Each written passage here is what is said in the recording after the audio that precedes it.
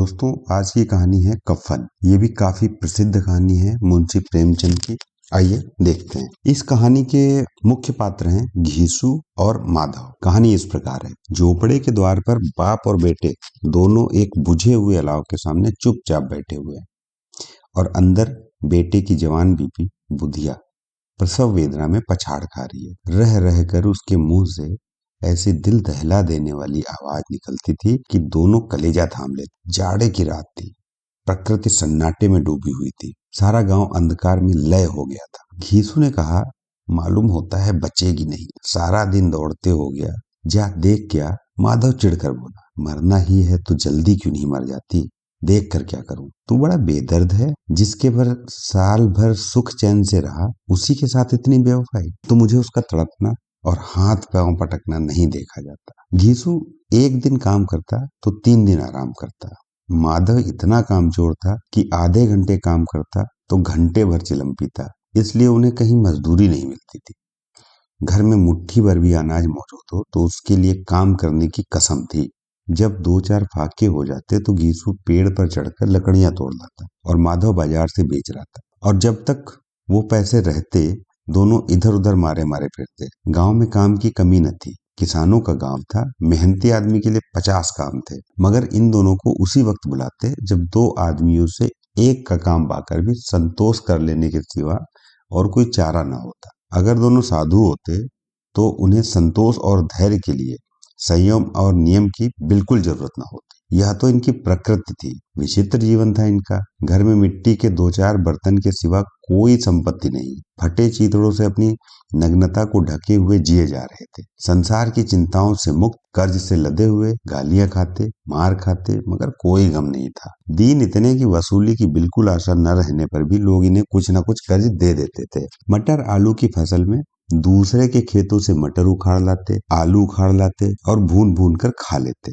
10-5 ऊख उखाड़ लेते, रात को चूसते। घीसू ने इसी आकाश वृत्ति से 60 साल की उम्र काट दी और माधव भी सपूत बेटे की तरह बाप के ही पद चिन्हों पे चल रहा था, बल्कि उसका नाम और भी ज्यादा उजागर कर रहा था। इस वक्त भी दोनों अलाव के सामने बैठकर आलू भून रहे थे, जो कि किसी खेत से खोद कर लाए थे। घीसू की स्त्री का तो बहुत दिन हुए देहांत हो गया। माधव का ब्याह पिछले साल हुआ। जब से यह औरत आई थी, उसने इस खानदान में व्यवस्था की नींव डाली और इन दोनों बेगैरतों का दोजक भरती रही। जब से वह आई, यह दोनों और भी आराम तलब हो गए, बल्कि कुछ अकड़ने भी लगे थे। कोई कार्य करने को बुलाता तो भाव से दुगनी मजदूरी मांगते। वही औरत आज प्रसव वेदना से मर रही थी और ये दोनों इसी इंतजार में थे कि वो मर जाए तो आराम से सो। घीसू ने आलू निकालकर छीलते हुए कहा, जाकर देख तो क्या दशा है उसकी। चुड़ैल का फिसाद होगा और क्या। यहाँ तो ओझा भी 1 रुपए मांगता है। माधव को भय था कि वह कोठरी में गया तो घीसू आलूओं का बड़ा भाग साफ कर देगा। बोला, मुझे वहां जाते डर लगता। अरे डर किस बात का, मैं तो यही हूँ। तो तुम ही जाकर देखो ना। मेरी औरत जब मरी थी तो मैं 3 दिन तक उसके पास से हिला नहीं था और फिर मुझसे लजाएगी नहीं। जिसका कभी मुंह नहीं देखा, आज उसका उधड़ा बदन देखूं, उसे तन की सुध भी तो ना होगी। मुझे देख लेगी तो खुलकर हाथ पर भी ना पटक सकेगी। मैं सोचता हूँ कोई बाल बच्चा हुआ तो क्या होगा। सोट गुड़ तेल कुछ भी तो नहीं है घर में। सब कुछ आ जाएगा, भगवान दे तो। जो लोग अभी 1 पैसा नहीं दे रहे हैं वही कल बुलाकर रुपया देंगे। मेरे 9 लड़के हुए, घर में कुछ भी न था, मगर भगवान ने किसी न किसी तरह बेड़ा पार ही लगाया। जिस समाज में रात दिन मेहनत करने वालों की हालत उनकी हालत से कुछ बहुत अच्छी न थी, और किसानों के मुकाबले वे लोग जो किसानों की दुर्बलताओं से लाभ उठाना जानते थे, कहीं ज्यादा संपन्न थे। वहां इस तरह की मनोवृत्ति का पैदा हो जाना कोई अचरज की बात नहीं थी। हम तो कहेंगे घीसू किसानों से कहीं ज्यादा विचारवान था और किसानों के विचार शून्य समूह में शामिल होने के बदले बैठकबाजों की कुत्सित मंडली में जा मिला था। हाँ, उसमें यह शक्ति नहीं थी कि बैठकबाजों के नियम और नीति का पालन करता।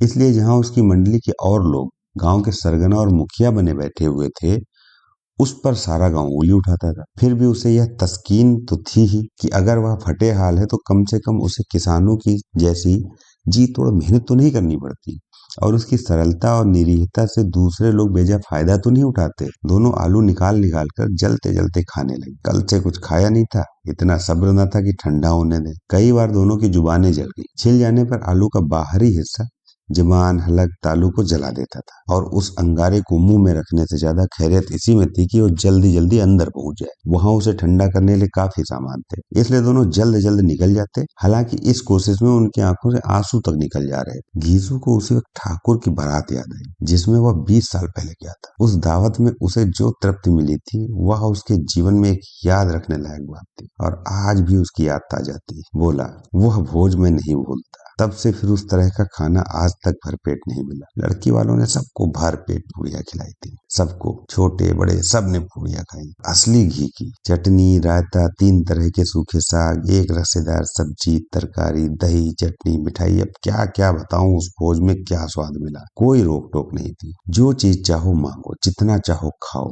लोगों ने ऐसा खाया कि किसी ने पानी भी नहीं पिया। मगर परोसने वाले थे कि पत्तल में गरम गरम गोल गोल कचौड़ियां डाल देते। मना करते हैं कि नहीं चाहिए, पत्तल पर हाथ रोके हुए हैं, मगर वह है कि दिए जाते। और जब सबने मुंह धो लिया तो पान इलायची भी मिली साथ में, मगर मुझे पान लेने की कहाँ सुध थी। खड़ा ही हुआ नहीं जा रहा था, चटपट जाकर अपने कंबल पर लेट गया। ऐसा दरिया दिल था वो ठाकुर। माधव ने इन पदार्थों का मन ही मन मजा लेते हुए कहा, अब हमें कोई ऐसा भोज नहीं खिलाता। अब कोई क्या खिलाएगा, वो जमाना दूसरा था। अब तो सबको किफायत सूझती है। शादी ब्याह में खर्च मत करो, क्रियाकर्म में खर्च मत करो। पूछो गरीबों का माल बटोर बटोर के कहाँ रखेंगे, बटोरने में तो कमी नहीं है। हाँ, खर्चे में किफायत सूझती है। तुमने तो एक साथ 20 पूरियां खाई होंगी। नहीं नहीं, 20 से ज्यादा खाई थी। मैं 50 खा जाता। 50 से कम तो मैंने भी ना खाई होंगी। अच्छा पका था, तू तो मेरा आधा भी नहीं है।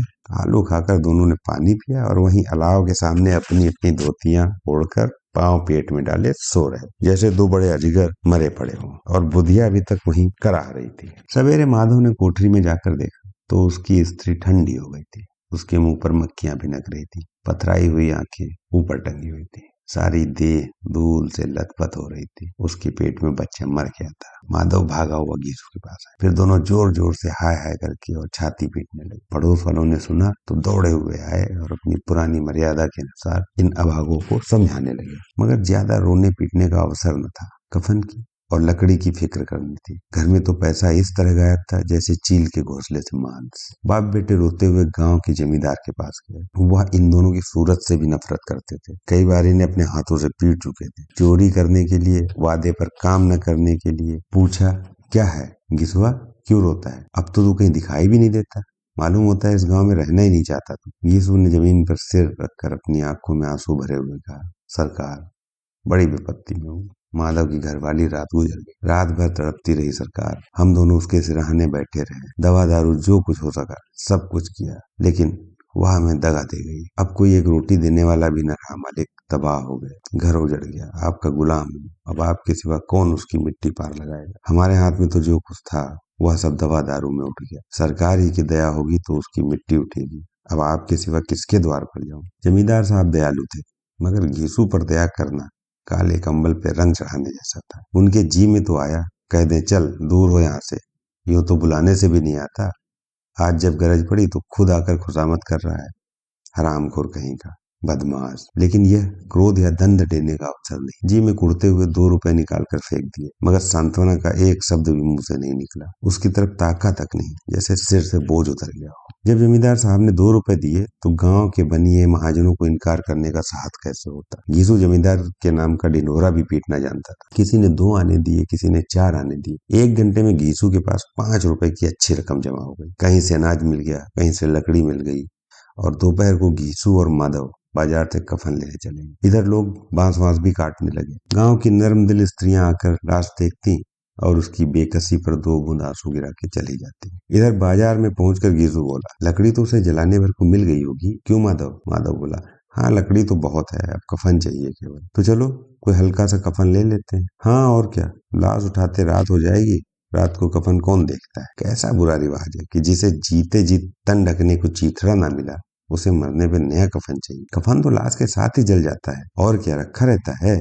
यही 5 रुपए पहले मिलते तो कुछ दवा दारू ले लेते। दोनों आपस में बात करते रहते, दोनों एक दूसरे की मन की बात ताड़ रहते। बाजार में इधर उधर घूमते रहे, कभी इस बजाज की दुकान पर, कभी उस बजाज की दुकान पर। तरह तरह के कपड़े, रेशमी, सूती, मगर कुछ नहीं जचा। यहाँ तक कि शाम हो गई। तब दोनों न जाने कैसे देवी प्रेरणा से एक मधुशाला के सामने जा पहुंचे और जैसे किसी पूर्व निश्चित व्यवस्था से अंदर चले गए। वहां जरा देर तक दोनों असमंजस में खड़े रहे। फिर घीसू ने गद्दी के सामने जाकर कहा, साहू जी एक बोतल हमें देना। उसके बाद कुछ चखना आया, तली हुई मछली आई और दोनों बरामदे में बैठकर शांतिपूर्वक पीने लगे। कई कुज्जियां ताबड़तोड़ पीने के बाद दोनों सुरूर में आ गए। घीसू बोला, कफन लगाने से क्या मिलता, आखिर जल ही तो जाता, कुछ बहू के साथ तो न जाता। माधव आसमान की तरफ देखकर बोला, मनु देवताओं को अपनी निष्पक्षता का साझी बना रहा हो। दुनिया का दस्तूर है, नहीं लोग बामनों को हजारों रुपए क्यों दे देते। कौन देखता है परलोक में मिलता है या नहीं। बड़े आदमियों के पास धन है, फूके, हमारे पास फूकने को क्या है। लेकिन लोगों को क्या जवाब देंगे। लोग पूछेंगे नहीं कि कफन कहाँ है। घीसू हंसा, अबे कह देंगे कि रुपए कमर से खिसक गए, बहुत ढूंढा नहीं मिले। लोगों को विश्वास न आएगा लेकिन फिर वही रुपया देंगे। माधव भी हंसा, बड़ी अच्छी थी बेचारी, मरी तो खूब खिला पिला कर। आधी बोतल से ज्यादा उड़ गई। घीसू ने 2 सेर पूड़ियां मंगाई, चटनी, अचार, कलेजियां। शराब खाने के सामने ही दुकान थी। माधव लपक कर 2 पत्तलों का सारा सामान ले आया। पूरा 1.5 रुपया खर्च हो गया। सिर्फ थोड़े से पैसे और बचे रह गए। दोनों इस वक्त शान से बैठे पूड़ियां खा रहे थे, जैसे जंगल में कोई शेर अपना शिकार उड़ा रहा हो। न जवाबदेही का खौफ, न बदनामी की फिक्र। इन सब भावनाओं को उन्होंने बहुत पहले ही जीत लिया था। घीसू दार्शनिक भाव से बोला, हमारी आत्मा प्रसन्न हो रही है तो क्या उसे पुण्य ना होगा। माधव ने श्रद्धा से सर झुकाकर तस्दीक की, जरूर, बिल्कुल होगा। भगवान तुम अंतर्मयी हो, उसे बैकुंठ में ले जा। हम दोनों हृदय से आशीर्वाद दे रहे। आज जो भोजन मिला है वह कभी उम्र भर न मिल पाता। एक क्षण के बाद माधव के मन में एक शंका जागी। बोला, क्यों दादा, हम लोग भी एक न एक दिन वहीं जाएंगे। घीसू ने इस भोले भाले सवाल का कुछ उत्तर न दिया। वह परलोक की बातें सोचकर इस आनंद में बाधा नहीं डालना चाहता। जो वहां हम लोग से पूछे कि हमने कफन क्यों नहीं दिया तो हम क्या कहेंगे। घीसू बोला। तो माधव ने जवाब दिया, कहेंगे तुम्हारा सर। पूछेंगे तो जरूर, तू कैसे जानता है कि उसे कफन न मिलेगा। तू मुझे ऐसा गधा समझता है। 60 साल के दुनिया में घास खोदता रहा हूँ, उसे कफन मिलेगा और बहुत अच्छा मिलेगा। माधव को विश्वास न आया। बोला, कौन देगा, रुपए तो तुमने चिट कर दिए। वह तो मुझसे पूछेगी, उसकी मांग में सिंदूर तो मैंने डाला था। कौन देगा बताते क्यों नहीं। वही लोग देंगे जिन्होंने अब की दिया है। हाँ, अब की रुपया हमारे हाथ नहीं है। ज्यों ज्यों अंधेरा बढ़ता गया और सितारों की चमक तेज होती, मधुशाला की रौनक बढ़ती जा रही थी। कोई गा रहा था, कोई डींग मार रहा था, कोई अपने संगी को गले लिपटा रहा था और कोई अपने दोस्त के मुंह में कुल्हड़ लगाए देता। वहां के वातावरण सरूर था, हवा में नशा। कितने तो यहाँ आकर एक चुल्लू में मस्त हो जाते। शराब से ज्यादा यहाँ की हवा उन पर नशा करती थी। जीवन की बाधाएं यहाँ खींच लाती थी और कुछ देर के लिए सब भूल जाते थे कि वे जीते हैं या मरते हैं, या ना जीते हैं न मरते। और यह दोनों बाप बेटे अभी मजे लेकर चुस्कियां ले रहे थे। सभी निगाह इनकी ओर जमी हुई थी। दोनों कितने भाग्य के बली हैं। पूरी बोतल बीच में रखी है। भरपेट खाकर माधव ने बची हुई पूड़ियों का पत्तल उठाकर एक भिखारी को दे दिया, जो बहुत देर से खड़ा इनकी ओर भूखी आंखों से देख रहा था। और इनको देने का गौरव, आनंद और उल्लास का अपने जीवन में इनको पहली बार अनुभव हुआ। यीशु ने कहा, ले जा, खूब खा और आशीर्वाद दे। जिसकी कमाई है वो तो मर गई, मगर तेरा आशीर्वाद उसे जरूर पहुंचेगा। रोए रोए से आशीर्वाद दो, बड़ी गाढ़ी कमाई के हैं पैसे ये। माधव ने फिर आसमान की तरफ देखा और कहा, वह बैकुंठ में जाएगी दादा, बैकुंठ की रानी बनेगी। यीशु खड़ा हो गया और जैसे उल्लास की लहरों में तैरता हुआ बोला, हाँ बेटा, बैकुंठ में जाएगी। किसी को सताया नहीं, किसी को दबाया नहीं। मरते मरते हमारी जिंदगी की सबसे बड़ी लालसा भी पूरी कर। वह ना बैकुंठ जाएगी तो क्या मोटे मोटे लोग जाएंगे, जो गरीबों को दोनों हाथों से लूटते हैं और अपने पाप को धोने के लिए गंगा में नहाते हैं और मंदिरों में जल चढ़ाते हैं। श्रद्धालुता का यह रंग तुरंत बदल गया। अस्थिरता नशे की खासियत है। दुख और निराशा का दौरा हुआ। माधव बोला, मगर दादा, बेचारी ने जिंदगी में बड़ा दुख खोजा, कितना दुख झेल कर मरी। वह आंखों पर हाथ रखकर रोने लगा, चीखे मार मार। यीशु ने समझाया, क्यों रोता है बेटा, खुश हो कि वो माया जाल से मुक्त हो गई, जंजाल से छूट गई। बड़ी भाग्यवान थी जो इतनी जल्द मोह माया के बंधन तोड़। और दोनों खड़े होकर गाने लगे। पियक्कड़ों की आंखें इनकी ओर लगी थी और यह दोनों आपस में दिल में मस्त गाए जा रहे थे। फिर दोनों नाचने लगे, उछलने लगे, कूदे, गिरे, मटके, भाव भी बताया, अभिनय भी किया और आखिर में नशे में मदमस्त होकर वहीं गिर पड़े। दोस्तों, ये कहानी आपको कैसी लगी कमेंट करके जरूर बताएं और चैनल को सब्सक्राइब कर लें। Thank you very much.